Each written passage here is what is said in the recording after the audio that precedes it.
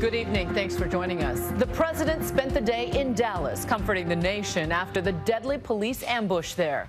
A tragedy made all the more chaotic in the moment for law enforcement by the presence of armed protesters. Texas is home to the controversial Open Carry Texas movement, whose members walk around in public with their guns on full display. My Nightline co-anchor Byron Pitts goes inside the group for our week-long series, America in Black and White.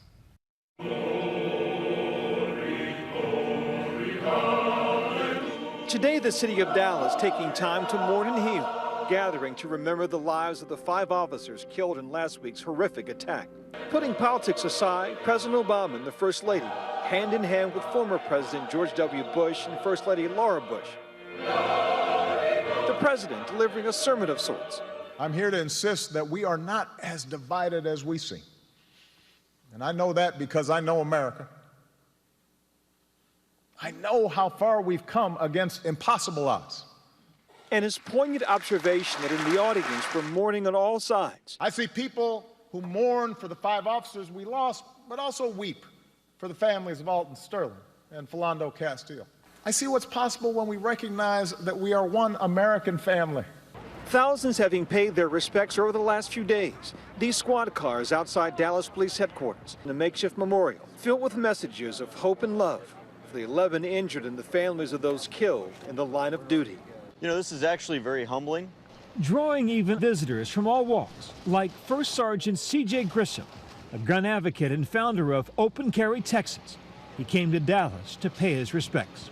It's good to see that we can still come together when we recognize that what happened should not have happened regardless. His group, an eclectic mix of gun enthusiasts who pack heat in public. My ability to carry a rifle in self-defense should never be infringed upon. If I want to choose to defend myself with an AK-47, an AR-15, a .380 pistol, a little .22 Derringer, it doesn't matter. The Second Amendment is a self-defense tool. In a city still on edge, the sight of exposed guns causing fear and concern. It just feels unnecessary to me. Like, concealed, I understand, but that is just excessive. I don't understand the point. Texas is an open carry state, and walking around like this is legal. But in the last few days, their actions have drawn criticism. They will make an issue out of it, flip you off. Here at last week's Black Lives Matter rally, 20 to 30 men were seen with rifles strapped to their backs, wearing gas masks and bulletproof vests. And when shots were fired, confusion about who was responsible and how many shooters. This man carrying an AR-15 was identified as a suspect. The Dallas PD tweeting, "This is one of our suspects. Please help us find him." Mark Hughes turned himself in to police. He was later cleared and released. Immediately, I flagged down a police officer. He was allowing himself to carry an arm, a firearm, but that's his constitutional right. Dallas Police Chief David Brown said open carry laws blurred the line between potential suspects and the marchers. When people have AR-15 slung over and shootings occur in a crowd and they begin running, we don't know if they're the shooter or not. It's very easy to tell who the bad guy is and the good guy is because the good guy has a rifle on his back, not pointed at you firing. Grisham is a 20-year Army veteran and father of 3. In combat, I had no problem discerning who was the enemy, and everybody had guns. All it takes is a little bit of analysis and good training. He may be critical of police, but he's not quick to support movements like Black Lives Matter. What's wrong with the Black Lives Matter movement is that we're minimizing the other people who are being killed by police officers unjustifiably. And Grisham says, like Alton Sterling and Philando Castile, he's been there, under the barrel of a police officer's gun, fearing for his life. Oh, hey, no, don't disturb me, man. Hey. He says this traumatic event in 2013, caught on police patrol dash cam, was the spark that ignited Open Carry Texas. I was arrested. My son and I were going on a hike.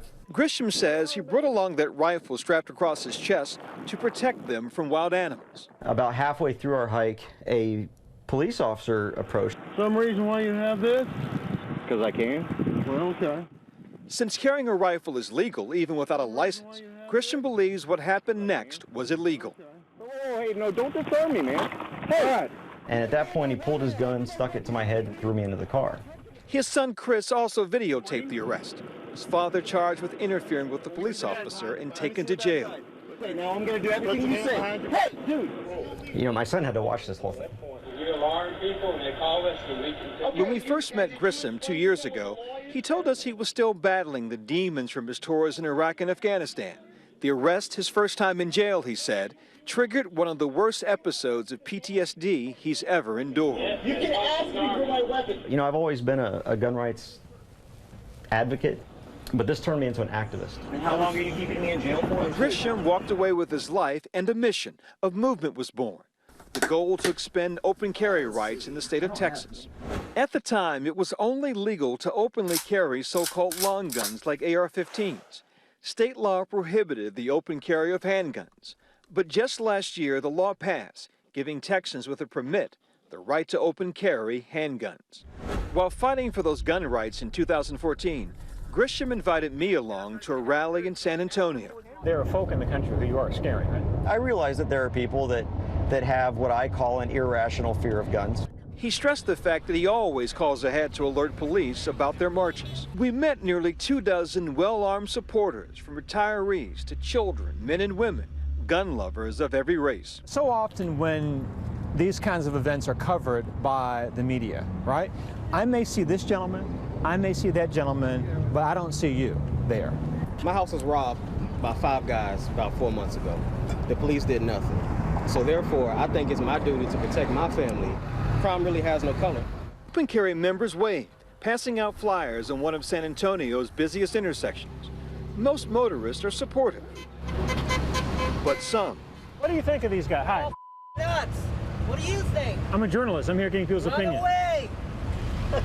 Even if you took all the guns away, if guns had never even been invented, people will still commit evil against other people. There's more people that are killed by hammers and clubs and fists than by firearms. Actually, the latest FBI data shows that firearms are responsible for 68% of homicides in this country. Clubs and fists, 9%. But America's gun debate is far more than statistics. It's emotion. It's culture.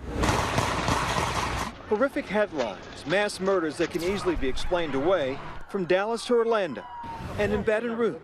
Last week, I encountered another open carry advocate outside the Triple S Mart, where Alton Sterling was shot and killed by police. Tell me the weapons you have with you and why. Here, it's a Glock 40, a self-compact Glock 40, right? And this is an AR-15 pistol. Why is it necessary to walk around? It's not necessary. It's one of the reasons that I do it because it's an education thing. A lot of our youth also feel like they need to protect themselves, and in a lot of cases, they may go get weapons that come off the street or something like that, not knowing that they can have a weapon that's legal. But gun control advocates and some political leaders strongly disagree, saying that more guns is not the solution. We flood communities with so many guns that it is easier for a teenager to buy a Glock than get his hands on a computer or even a book. And with the Republican convention ahead in Ohio, a state with no open carry regulation, tensions are high. Some worry about visitors and protesters bringing firearms to the city. For Nightline, I'm Byron Pitts in Dallas.